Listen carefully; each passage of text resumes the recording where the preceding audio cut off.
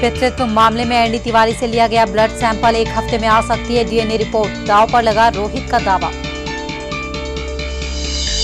आय से अधिक संपत्ति मामले में गिरफ्तार जगन ने जमानत के लिए दाखिल की अर्जी, चुनाव आयोग ने दखल देने से किया इनकार। अल्पसंख्यक आरक्षण पर आंध्र प्रदेश हाईकोर्ट को केंद्र देगा चुनौती, कोर्ट ने 4.5% आरक्षण को किया था खारिज। सरबजीत ने दया माफी के लिए जरदारी को फिर भेजी अर्जी, पाकिस्तानी नागरिक खलील चिश्ती की रिहाई का दिया हवाला। और सम्मान समारोह में केकेआर टीम को मिला ममता से सोना, बेकाबू जनता पर पुलिस ने बरसाई लाठियां। और खबरों के सफर को आगे बढ़ाते हैं। आंध्र प्रदेश में कडप्पा से सांसद जगन मोहन की गिरफ्तारी के बाद उनके सहयोगियों और समर्थकों का विरोध प्रदर्शन लगातार जारी है। इस बीच जगन ने जमानत के लिए सीबीआई कोर्ट का रुख कर लिया है, जिस पर सुनवाई 31 मई को होगी। तो वहीं चुनाव आयोग ने जगन के मामले में दखल देने से साफ इनकार कर दिया है। जगन की मां वाईएस विजया ने मुख्य चुनाव आयुक्त से इस मामले में दखल देने की अपील की थी। वाईएस विजय ने सीसी से अपील की थी कि वो सीबीआई को जगन की रिहाई का निर्देश दे, लेकिन आयोग ऐसी कोई भी कार्रवाई करने से इनकार कर चुका है। आयोग का कहना है कि मामला कोर्ट में विचाराधीन है और वो इस मामले में दखल देने की स्थिति में नहीं है। वहीं जगन की मां वाईएस विजय का आरोप था कि उनके बेटे को 12 जून को होने वाले उपचुनाव से कुछ दिन पहले एक साजिश के तहत गिरफ्तार किया गया है ताकि उन्हें चुनाव में हिस्सा लेने से रोका जा सके और सत्तारूढ़ कांग्रेस उम्मीदवारों को फायदा पहुंचाया जा सके। गौरतलब है कि वाईएसआर कांग्रेस प्रमुख जगन मोहन रेड्डी को आय से अधिक संपत्ति मामले में सीबीआई की विशेष कोर्ट ने 14 दिन की न्यायिक हिरासत में भेज दिया है। जगन मोहन को कोर्ट के आदेश के बाद चंचल गुड्डा जेल में रखा गया है, लेकिन उनकी गिरफ्तारी के बाद विरोध प्रदर्शन का सिलसिला थमने का नाम नहीं ले रहा है।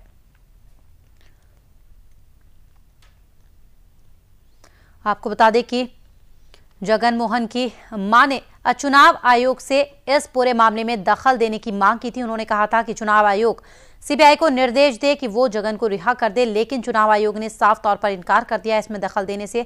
चुनाव आयोग की तरफ से कहा गया है कि ये मामला कोर्ट में विचाराधीन है, इसीलिए चुनाव आयोग इस मामले में कोई भी दखल देने की स्थिति में नहीं है। पुष्कर चौहान हमारे सहयोगी जानकारी के साथ लाइन पर मौजूद है। पुष्कर, सीबीआई कोर्ट का रुख कर लिया है जगन ने, लेकिन क्या फिलहाल राहत मिलती नजर आ रही है उन्हें? तो आपको बता दें कि आंध्र प्रदेश में कडप्पा से सांसद जगन मोहन की गिरफ्तारी के बाद उनके सहयोगियों और समर्थकों में काफी गुस्सा है और विरोध प्रदर्शन का सिलसिला इस पर लगातार जारी है। आपको बता दें कि इस बीच जगन ने जमानत के लिए सीबीआई कोर्ट का रुख कर लिया है, जिस पर 31 मई को सुनवाई होनी है। वहीं चुनाव आयोग ने जगन के मामले में दखल देने से साफ इनकार कर दिया है। जगन की मां ने चुनाव आयोग से इसमें दखल देने की अपील की थी। उन्होंने कहा था कि चुनाव आयोग सीबीआई को निर्देश दे कि वो जगन मोहन को छोड़ दे, रिहा कर दे उन्हें, लेकिन चुनाव आयोग की तरफ से साफ इनकार कर दिया है क्योंकि मामला कोर्ट में विचाराधीन है, इसलिए चुनाव आयोग इसमें दखल नहीं दे सकता है। आपको बता दें कि जगन की मां ने आरोप लगाया था कि उनके बेटे को 12 जून को होने वाले उपचुनाव में हिस्सा लेने से रोकने के लिए एक साजिश के तहत फंसाया गया है और उन्हें गिरफ्तार किया गया है और सत्तारूढ़ कांग्रेस उम्मीदवारों को फायदा पहुंचाया जा सके, इसलिए जगन की गिरफ्तारी कराई गई है। गौरतलब है कि वाईएसआर कांग्रेस प्रमुख जगन मोहन रेड्डी को आय से अधिक संपत्ति मामले में सीबीआई की विशेष कोर्ट ने 14 दिन की न्यायिक हिरासत में भेज दिया है। जगन मोहन को कोर्ट के आदेश के बाद चंचल गुड्डा जेल में रखा गया। पहले 3 दिनों तक सीबीआई ने जगन मोहन रेड्डी से पूछताछ की और आखिरकार उन्हें उसके बाद गिरफ्तार कर लिया, जिसके बाद कल उन्हें कोर्ट में पेश करने के बाद 14 दिन की न्यायिक हिरासत में भेज दिया गया था, लेकिन उनके समर्थकों, उनके सहयोगियों की तरफ से विरोध का सिलसिला थमने का नाम नहीं ले रहा है। इस बीच जगन ने जमानत के लिए सीबीआई कोर्ट का रुख कर लिया है, जिस पर 31 मई को सुनवाई होनी है।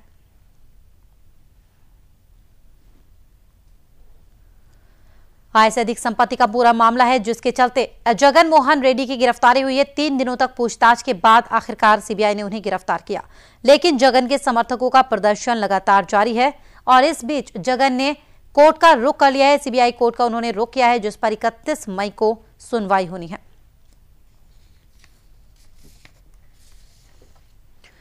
केंद्र सरकार ने अल्पसंख्यक आरक्षण मामले में आंध्र प्रदेश हाईकोर्ट के फैसले को सुप्रीम कोर्ट में चुनौती देने का फैसला किया है।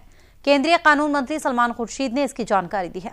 दरअसल सोमवार को आंध्र प्रदेश हाईकोर्ट ने केंद्र को इस मामले में जोरदार झटका दे दिया था।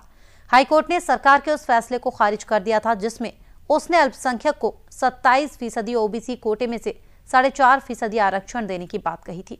कोर्ट ने इस फैसले को असंवैधानिक मानते हुए साफ कर दिया था कि धर्म के आधार पर आरक्षण नहीं दिया जा सकता है। गौरतलब है कि ओबीसी कोटे के 27% कोटे में से 4.5% आरक्षण का फैसला यूपी चुनाव से पहले केंद्र सरकार ने लिया था। वहीं सरकार के इस फैसले को आंध्र हाई कोर्ट में चुनौती दी गई थी, जिसके बाद कल आंध्र प्रदेश हाई कोर्ट ने इस पर अपना फैसला सुनाते हुए इसे असंवैधानिक करार दिया था और यह भी कहा था कि धर्म के नाम पर किसी को आरक्षण नहीं दिया जा सकता है। लेकिन अब सरकार ने फैसला किया है कि इसको सुप्रीम कोर्ट में चुनौती दी जाएगी। क्या कुछ कहते नजर आए इस पर केंद्रीय कानून मंत्री सलमान खुर्शीद, आइए देखते हैं। Government has only come to the conclusion that 4.5% is a proportional reflection of their population, which has been recognized by the Mandal Commission. We have done this entirely on the basis of Mandal Commission, and our understanding is that we have done this on the basis of the Indira Sani case, and on the assumption that since the matter now stands before the Constitutional Bench, the Constitutional Bench feels that what the government decisions of Andhra Pradesh or for that matter any other state are concerned, they deserve a look at the level of the Constitutional Bench. Keeping all that in mind, we had done 4.5%. Therefore, we would obviously, in the circumstances, immediately, as quickly as possible, once we are ready, go to the Supreme Court by way of an SLP to appeal to the Supreme Court against the pronouncement of the Andhra Pradesh High Court.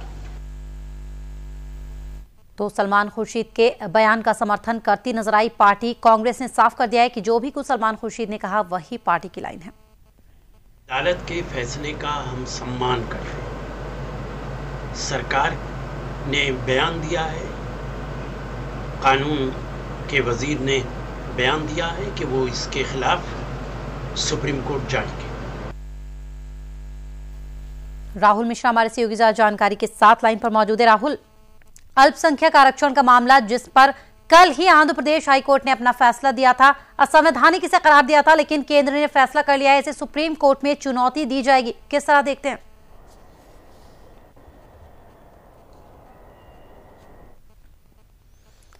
और लगता है हमारा संपर्क नहीं हो पाया। आपको बता दें कि जिस तरह से कल आंध्र प्रदेश हाईकोर्ट ने इस पर अपना फैसला दिया था, इसे असंवैधानिक करार देते हुए कहा था कि धर्म के नाम पर किसी को आरक्षण नहीं दिया जा सकता है।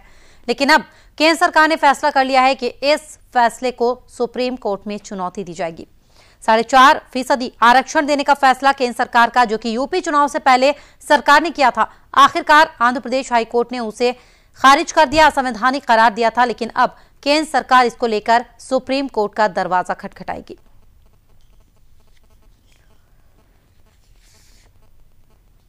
सोमवार को आंध्र प्रदेश हाईकोर्ट ने केंद्र को इस मामले में जोरदार झटका दे दिया था। हाईकोर्ट ने सरकार के उस फैसले को खारिज कर दिया था जिसमें उसने अल्पसंख्यकों को 27% ओबीसी कोटे में से 4.5% आरक्षण देने की बात कही थी। कोर्ट ने इस फैसले को असंवैधानिक मानते हुए साफ कर दिया था कि धर्म के आधार पर आरक्षण नहीं दिया जा सकता है। गौरतलब है कि ओबीसी कोटे के 27% कोटे में से 4.5% आरक्षण का फैसला यूपी चुनाव से पहले केंद्र सरकार ने लिया था, जिसके बाद केंद्र सरकार के इस फैसले को आंध्र प्रदेश हाईकोर्ट में चुनौती दी गई थी और आखिरकार आंध्र प्रदेश हाईकोर्ट ने इस पर अपना फैसला दे दिया। आपको बता दें कि विपक्ष ने भी इसको लेकर सरकार को घेरा था। विपक्ष ने जमकर हंगामा किया था इस मुद्दे पर कि धर्म के आधार पर लोगों को बांटने का काम कर रही है कांग्रेस और रिझाने की कोशिश कर रही है। लेकिन आखिरकार आंध्र प्रदेश हाईकोर्ट के फैसले के बाद अब सुप्रीम कोर्ट का दरवाजा खटखटाएगी केंद्र सरकार, क्योंकि आंध्र प्रदेश हाईकोर्ट ने इसे खारिज कर दिया था। राहुल मिश्रा हमारे सहयोगी जानकारी के साथ लाइन पर मौजूद है। राहुल, अल्पसंख्यक आरक्षण का पूरा मामला जिस पर कल ही आंध्र प्रदेश हाईकोर्ट ने फैसला दिया, असंवैधानिक करार दिया, कहा कि धर्म के आधार पर किसी को आरक्षण नहीं दिया जा सकता, लेकिन केंद्र अब सुप्रीम कोर्ट का दरवाजा खटखटाएगी, इसको लेकर किस तरह देखते हैं? देखिए फरहा, यदि बात किया जाए तो जिस तरीके से आंध्र प्रदेश कोर्ट ने जिस तरीके से इसको पूरा का पूरा खारिज किया है, ओबीसी कोटे में अल्पसंख्यक कोटा देने की बात को जो खारिज किया है, वो सीधे तौर पे ये कहा सकता है कि कहीं ना कहीं को अब यदि सलमान खुर्शीद की ही बात किया जाए तो सलमान खुर्शीद ने साफ तौर पे ये बात कही है कि वो इस पूरे के पूरे मामले को लेकर के हायर कोर्ट में जाएंगे। और इसको आप देखेंगे तो आप जिस समय जब चुनाव हो रहा था, यूपी का जब चुनाव हो रहा था और यूपी के चुनाव में जिस तरीके से इस मामले को लेकर के जिस तरीके से यूपी के चुनाव में पूरा का पूरा मामला लेकर के और इसको आगे बढ़ी थी, जिससे आपकी सरकार आगे बढ़ी थी और खुद आपने देखा होगा कि कई बार इसको संज्ञान में लिया गया था। खुद देखा जाए चुनाव आयोग ने भी इस मामले को पूरा का पूरा संज्ञान में लिया था। एक तरीके से कहा सकता है कि कहीं ना कहीं एक विरोध का अभी भी जो है बात जरूर जाहिर है। और सीधे तौर पे यदि कहा जाए तो एक पूरा का पूरा वोट बैंक पॉलिटिक्स के मद्देनजर ये देखते हुए कहीं ना कहीं सीधे तौर पे सरकार जो है इस पूरे मामले को लेकर के सीधे तौर पे अब आगे जो है कहीं ना कहीं दूसरे का हायर कोर्ट का जो है रुख जी राहुल, लेकिन अगर विपक्ष की बात करें तो बीजेपी लगातार इस मुद्दे को लेकर सरकार को घेरती रही है, कांग्रेस पर निशाने साधती रही है, साफ कर चुकी है कि धर्म के आधार पर संविधान में भी नहीं है कि धर्म के नाम पर आरक्षण दिया जाए, बर्दाश्त नहीं किया जाएगा। आज भी विपक्ष इस पर अपना विरोध दर्ज कराती नजर आई।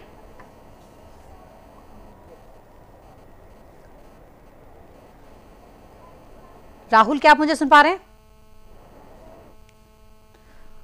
और लगता है हमारा संपर्क टूट गया हमारे सहयोगी से, लेकिन आपको बता दें कि विपक्ष लगातार इसको लेकर सरकार को घेरती रही है और आज भी साफ कर दिया गया है विपक्ष की तरफ से कि धर्म के आधार पर आरक्षण बर्दाश्त नहीं किया जाएगा किसी भी हाल में, और संविधान में भी ऐसा नहीं है कि धर्म के आधार पर आरक्षण दिया जाए। आपको बता दें कि कल ही आंध्र प्रदेश हाईकोर्ट ने इस पर अपना फैसला दिया था, असंवैधानिक इसे बताया था, और आज सरकार की तरफ से ऐलान किया गया है, फैसला किया गया है कि इसे सुप्रीम कोर्ट में लेकर जाएंगी सरकार। और क्या कुछ कहती नजर आई बीजेपी, किस तरह से विरोध दर्ज कराया, इस पर आइए देखते हैं। अगर मंत्री साहब अभी सुप्रीम कोर्ट में अपील में जा रहे हैं, उनके हक बनते हैं, वो लेके जा सकते हैं, मगर भारतीय जनता पार्टी की पोजीशन तो इस विषय में बिल्कुल साफ है कि बैकवर्डनेस के अनुसार और उसके आधार पर आप ऑलरेडी माइनॉरिटीज के लिए 27% ओबीसी के इसी कैटेगरी में माइनॉरिटीज जो बैकवर्ड है उनके लिए प्रोविजन है, प्रावधान है, मगर उसमें अंतर्गत 4.5% को रिजर्व करना सिर्फ रिलीजियस हेड में गलत है।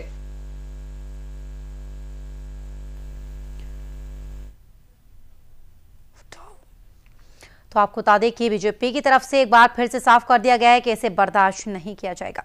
आदर्श हाउसिंग सोसाइटी घोटाले में मुख्य प्रमोटर और कांग्रेस के नेता कन्हैया लाल गिडवानी समेत 7 आरोपियों को जमानत मिल गई है। मुंबई सीबीआई कोर्ट ने 7 को 5-5 रुपए के मुचलके पर, माफ कीजिएगा 5-5 लाख रुपए के मुचलके पर जमानत दे दी है। जिन आरोपियों को जमानत दी गई है उनमें प्रदीप व्यास, शहरी विकास विभाग के पूर्व उप सचिव PV Deshmukh, retired brigadier MM Wanchoo, retired major general TK Kaul और पूर्व विधान परिषद के सदस्य कन्हैया लाल गिडवानी शामिल हैं। सभी पर आईपीसी और भ्रष्टाचार निरोधक अधिनियम के कई धाराओं के तहत आपराधिक साजिश के आरोप हैं। दरअसल सीबीआई तय वक्त में चार्जशीट दाखिल करने में नाकाम रही है, जिस बिना पर इन आरोपियों को जमानत मिल गई है।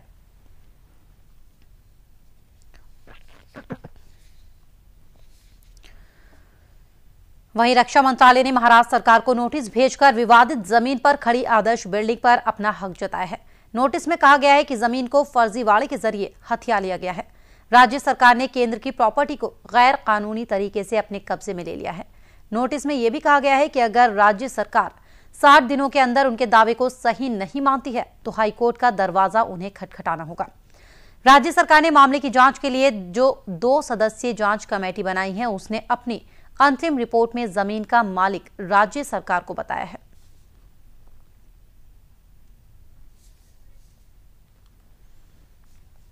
और फिलहाल यहां पर लेंगे एक ब्रेक के बाद कुछ और खबरें।